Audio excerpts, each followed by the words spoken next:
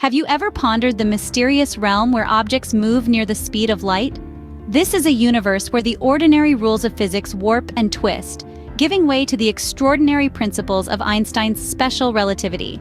And one of the most fascinating concepts to emerge from this theory is the idea of relativistic kinetic energy. Imagine you're throwing a ball. In our everyday world, the energy of this moving ball, its kinetic energy, follows a simple formula. It's half the ball's mass times the square of its speed. But what happens if this ball could reach speeds close to the speed of light?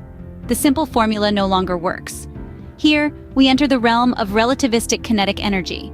In this high-speed universe, the kinetic energy of an object is determined not just by its mass and speed, but also by a special factor known as the Lorentz factor. This is a number that gets larger and larger as the object's speed gets closer and closer to the speed of light. This factor adjusts the kinetic energy to account for the effects of special relativity. The equation for relativistic kinetic energy is the Lorentz factor -1 times the mass of the object times the speed of light squared. But why subtract 1 from the Lorentz factor?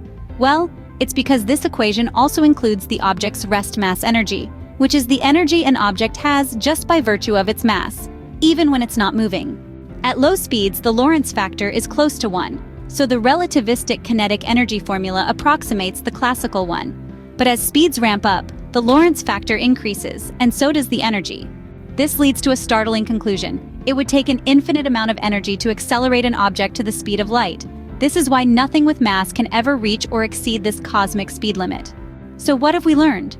First, the kinetic energy of an object moving at speeds near the speed of light can't be accurately described by the classical formula.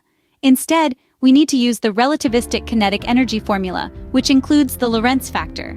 Second, the Lorentz factor increases as the object's speed approaches the speed of light, leading to a dramatic increase in kinetic energy. Finally, the reason why nothing with mass can reach the speed of light is that it would require infinite energy. From powering nuclear reactions to understanding the behavior of high-speed particles, the concept of relativistic kinetic energy is fundamental in physics. It's a fascinating glimpse into the strange and wonderful universe that exists at the very limits of speed.